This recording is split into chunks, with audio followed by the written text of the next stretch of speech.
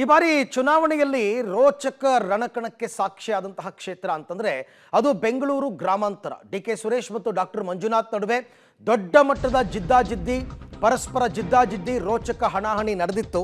High voltage ಕ್ಷೇತ್ರದಲ್ಲಿ ಈ ಬಾರಿ 1% ಮತದಾನ ಜಾಸ್ತಿ. ಇದು ಯಾರಿಗೆ ಪೂರಕ ಅಂತಕ್ಕಂಥ ಪ್ರಶ್ನೆ.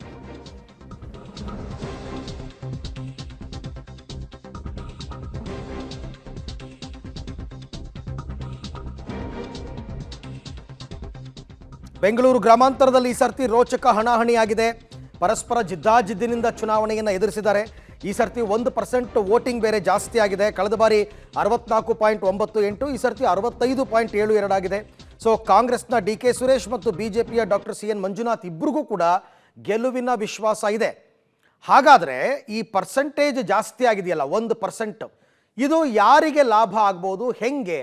ಇಬ್ಬರೂ ಕೂಡ ಗೆಲುವಿನ ವಿಶ್ವಾಸದಲ್ಲಿದ್ದಾರೆ. ಹೆಂಗೆ ಅಂತ ನೋಡೋದಾದ್ರೆ ಈಗ ಕಾಂಗ್ರೆಸ್ನ ಲೆಕ್ಕಾಚಾರ ಏನು? ಕಾಂಗ್ರೆಸ್ನವ್ರು ಹೇಳ್ತಾ ಇರ್ತಕ್ಕಂಥದ್ದು ಗ್ಯಾರಂಟಿ ಸ್ಕೀಮ್ಗಳಿಂದ ಹೆಚ್ಚುವರಿ ಮತದಾನವಾಗಿದೆ. ನಾವು ಗ್ಯಾರಂಟಿ ಕೊಟ್ಟಿದ್ರಿಂದನೇ ಜನ ಬಂದಿರೋದು ಓಟ್ಗೆ, ಅದು ನಮಗೆ ಬೀಳುತ್ತೆ. ಕನಕಪುರ, ರಾಮನಗರ, ಮಾಗಡಿ, ಚನ್ನಪಟ್ಟಣ ಭಾಗದಲ್ಲಿ ನಮಗೆ ಇದು ಹೆಚ್ಚಿನ ನೆರವಾಗಬಹುದು ಅಂತಕ್ಕಂಥ ಲೆಕ್ಕಾಚಾರ ಇಟ್ಕೊಂಡಿದ್ದಾರೆ ಕಾಂಗ್ರೆಸ್ನವರು.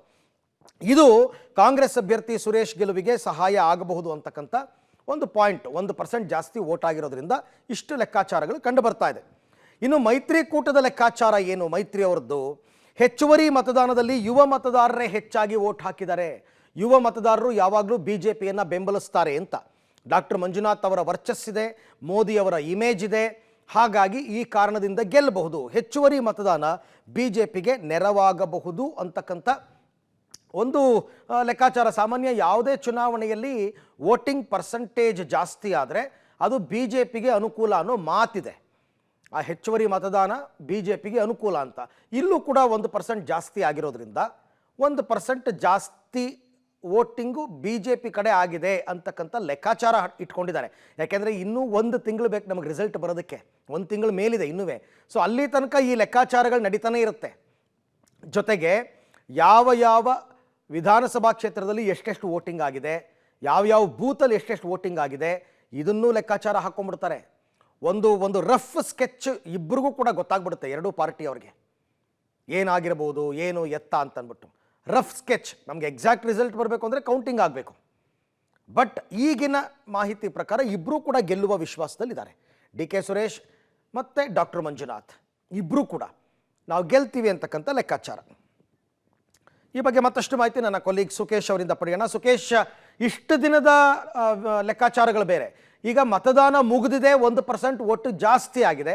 ಹಾಗಾಗಿ ಈಗ ಬೆಂಗಳೂರು ಗ್ರಾಮಾಂತರದಲ್ಲಿ ಈ 1% ವೋಟು ಇದನ್ನು ಆಧಾರವಾಗಿ ಇಟ್ಕೊಂಡು ಹೆಂಗೆ ಲೆಕ್ಕಾಚಾರ ಮಾಡ್ಬೋದು, ಯಾರಿಗೆ ಅನುಕೂಲ ಯಾರಿಗೆ ಲಾಸ್ ಅಂತ? ಖಂಡಿತ ಅರವಿಂದ್, ಯಾಕಂದರೆ ಎರಡೂ ಬಣದವರೆಗೂ ತಮ್ಮದೇ ಆದ ಲೆಕ್ಕಾಚಾರಗಳಿರ್ತವೆ. ಕಳೆದ 2 ಚುನಾವಣೆ ಅಥವಾ 2019ರ ಲೋಕಸಭೆ ಚುನಾವಣೆಗೆ ಹೋಲಿಸಿದ್ರೆ ಈ ಚುನಾವಣೆಯಲ್ಲಿ 1% ವೋಟಿಂಗ್ ಜಾಸ್ತಿ ಆಗಿದೆ ಅಂತ.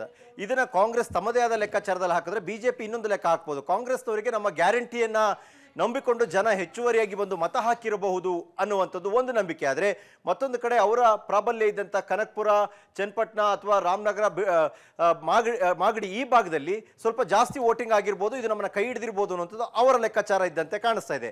ಆದರೆ ಬಿಜೆಪಿಯಲ್ಲೂ ಕೂಡ ಏನು ಲೆಕ್ಕಾಚಾರಗಳು ಕಡಿಮೆ ಇಲ್ಲ. ಯಾಕಂದರೆ ಈ ಬಾರಿ ಸಾಕಷ್ಟು ಹೊಸ ಮತದಾರರುಗಳು ಬಂದಿದ್ರು, ಯುವ ಮತದಾರರುಗಳು ಬಂದಿದ್ರು. ಬಹುತೇಕ ಯುವ ಮತದಾರರು ಬಿಜೆಪಿಯ ಕಡೆ ಒಲವನ್ನು ಹೊಂದಿದ್ರು ಮತ್ತು ಸಿಟಿ ಬೇಸ್ಡ್ ವೋಟರ್ಸ್ ಕೂಡ. ಹಾಗೆ ಅರ್ಬನ್ ವೋಟರ್ಸ್ಗಳಲ್ಲಿ ಹೊಸ ಮುಖಗಳು ಹೆಚ್ಚಾಗಿ ಬಿಜೆಪಿ ಕಡೆ ಒಲವನ್ನು ಇಟ್ಕೊಂಡಿದ್ದಾರೆ. ಅದು ನಮಗೆ ನೆರವಾಗುತ್ತೆ ಅನ್ನುವಂಥ ಲೆಕ್ಕಾಚಾರ. ಆದರೆ ಡಾಕ್ಟರ್ ಬಗ್ಗೆ ಇರುವಂತಹ ಒಂದು ಇಮೇಜ್ ಜೊತೆಗೆ ಮೋದಿ ಹೆಸರು ಇವೆಲ್ಲವೂ ಕೂಡ ವರ್ಕೌಟ್ ಆಗಿರಬಹುದು ಅನ್ನುವಂಥದ್ದು ಬಿಜೆಪಿಯವರ ಲೆಕ್ಕಾಚಾರ ಅಂತ ಹೇಳಲಾಗ್ತಾ ಇದೆ. ಹಾಗಾಗಿ 1% ವೋಟ್ 2019ರ ಚುನಾವಣೆಗಿಂತ ಈ ಬಾರಿ ಹೆಚ್ಚಾಗಿರುವಂಥದ್ದು. ಕಾಂಗ್ರೆಸ್ ತನ್ನದೇ ಆದ ಲೆಕ್ಕಾಚಾರದಲ್ಲಿ ಇದು ನನ್ನನ್ನು ಕೈ ಹಿಡಿದಿದೆ, ನಮ್ಮ ಅಭ್ಯರ್ಥಿ ಗೆಲ್ತಾರೆ ಅನ್ನೋದಾದ್ರೆ ಬಿಜೆಪಿಯೂ ಕೂಡ ಇಲ್ಲ, ಇದು ನಮಗೆ ಈ ರೀತಿಯಲ್ಲಿ ವರ್ಕೌಟ್ ಆಗುತ್ತೆ, ಆ ಕಾರಣಕ್ಕಾಗಿ ನಾವು ಗೆಲ್ತೀವಿ ಅನ್ನುವಂತಹ ಕ್ಯಾಲ್ಕುಲೇಷನ್ ನಡೆಸ್ತಾ ಇದ್ದಾರೆ ಅನ್ನುವಂಥದ್ದು. ಆದರೆ ಮತದಾರರ ಮನಸ್ಸಲ್ಲಿ ಏನಿತ್ತು ಅನ್ನುವಂಥದ್ದು ಕೂಡ ಪ್ರಶ್ನೆ ಆಗುತ್ತೆ. ಜೊತೆಗೆ ಯಾರ ಕಡೆಗೆ ಒಲವನ್ನು ಹೊಂದಿದ್ರು ಅನ್ನುವಂಥದ್ದು ಫಲಿತಾಂಶದ ನಂತರ ಗೊತ್ತಾಗೋದಾದ್ರೂ ಅಲ್ಲಿವರೆಗೂ ಕೂಡ ಹೆಚ್ಚುವರಿ ಮತದಾನ ಎರಡೂ ಬಣದಲ್ಲಿ ತಮ್ಮದೇ ಆದ ಕಾರಣಕ್ಕೆ ಚರ್ಚೆಯಲ್ಲಿ ಇರುತ್ತೆ ಅನ್ನೋದ್ರಲ್ಲಿ ಯಾವುದೇ ಅನುಮಾನಗಳು ಇಲ್ಲ. Aravind. Okay Sukesh, thank you. ತಮ್ಮ ಎಲ್ಲ ಮಾಹಿತಿಗಾಗಿ ಧನ್ಯವಾದ.